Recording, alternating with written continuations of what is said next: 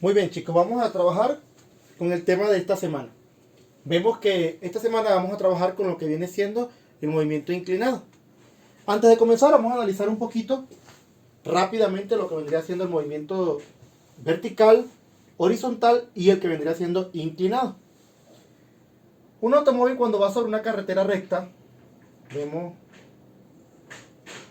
que él se recorre un movimiento, un automóvil, una bicicleta, una persona caminando, lo que sea, pero si la trayectoria es horizontal, este sería el movimiento horizontal. Así de fácil.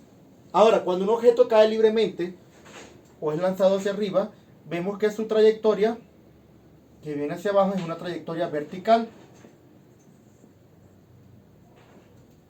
Ahí está. Y ahora viene el tercer caso, que es el que nosotros vamos a trabajar en este momento, y vendría siendo el caso de un plano inclinado. Vamos a imaginar lo siguiente para deducir la fórmula. Tenemos una mesa, esto se puede cumplir de varias formas, pero vamos a suponer que tenemos una mesa y hay una pelota que es arrojada de forma que ella viene, hace todo este recorrido. En lo que ella llega a la esquina, ella va a hacer un recorrido de esta forma, hasta que llega al suelo. Es lo que a nosotros nos interesa. Cuando ella llega a la orilla de aquí, ya se va moviendo en el movimiento horizontal, esta parte de aquí hacia atrás no es importante. Solo nos importa desde aquí hasta el piso. Esto también puede ocurrir, por ejemplo, vamos a imaginar que esto sería una manguera y el chorro de agua sería el que haría el recorrido tal cual lo estamos viendo acá. ¿Qué tenemos acá? Tenemos varios elementos. O sea, en la parte horizontal tenemos que hacer un recorrido horizontal que, como lo comparamos con el eje cartesiano, vamos a llamarlo X. Tenemos que es arrojado desde cierta altura, que la vamos a llamar Y, basándonos también en el plano cartesiano, y hace un recorrido en los dos movimientos al mismo tiempo. Ahora, ¿qué es importante o qué es lo que nosotros necesitamos conocer aquí? Bueno, varios elementos. Ustedes en la guía semanal van a ver un poco más detallado lo que yo voy a explicarles acá, pero fíjense lo que ocurriría. Él es arrojado con una velocidad que nosotros lo vamos a llamarle una velocidad inicial, y él va a recorrer durante todo el recorrido en el camino, él va a tener distintas velocidades, basándose en los principios de la teoría de lo que estamos analizando. Ahora bien, fíjense lo que ocurre. Por ejemplo, si yo quiero calcular la velocidad que él lleva en cualquier punto, como él se está moviendo en dos direcciones al mismo tiempo, él tiene dos velocidades. Él tiene una velocidad que sería la velocidad para el eje X y tiene una velocidad para el eje Y. Esto es importante que nosotros lo sepamos porque basado en esa información es que nosotros podemos determinar la velocidad de un movimiento inclinado o un movimiento en dos dimensiones. Ahora, no es simplemente como decir la velocidad que él lleva, porque él tendría, por así decir, tres velocidades en el mismo punto. Él tiene una velocidad que es la que lleva en este punto, la velocidad combinada de X y de Y, y tiene también velocidades por separado, una velocidad que va afectándole solo al eje X y una velocidad que va afectándole solo al eje Y. Ahora, algo importante es lo siguiente. La velocidad inicial en el eje X, o sea, la velocidad inicial, cuando yo le calculo para el eje X, nunca varía de forma horizontal. O sea, quiere decir que si él tuvo una velocidad inicial de 3 metros por segundo, su velocidad en X nunca va a variar. Aún llegando al suelo, él tendría la misma velocidad que estamos viendo acá.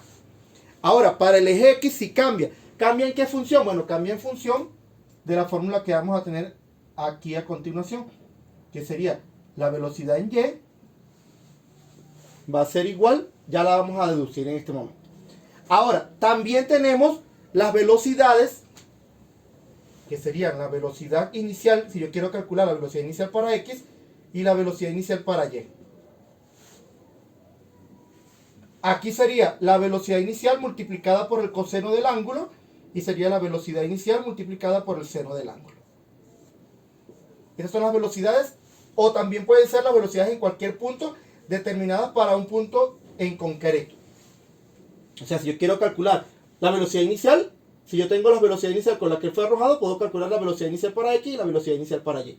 Ahora, si yo quiero determinar la velocidad que él lleva en cualquiera de los puntos, si yo conozco la velocidad común y corriente, yo puedo determinar la velocidad en X y la velocidad en Y, basándome en ese principio.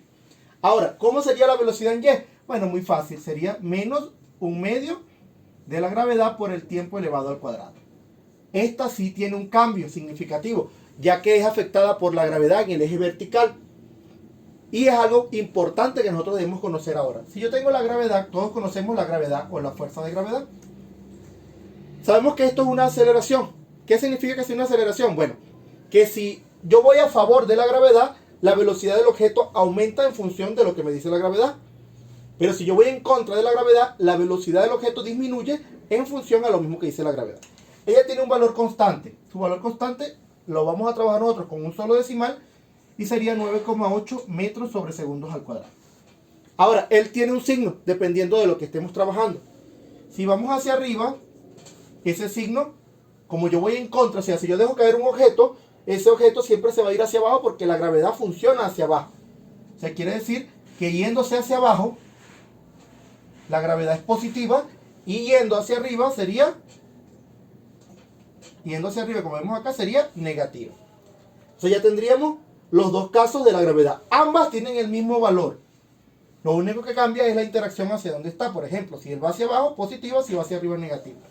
Por lo que aquí en este caso, si nosotros vemos que la pelota se va moviendo y comienza a bajar, si yo quiero calcular la velocidad en y utilizando esta fórmula, yo tengo que tomar en cuenta que tengo que saber el tiempo que ha transcurrido para poderle calcular su velocidad. O sea, pongamos que sea un segundo. Tengo un segundo, la gravedad, como voy hacia abajo, sería positiva en este caso por ir hacia abajo y tendría que sustituir esta forma. ¿Me puede dar negativo un resultado? Claro que sí. Depende del enunciado que nosotros tengamos.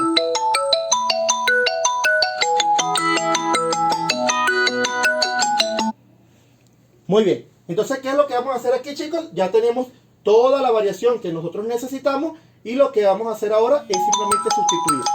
Hasta luego.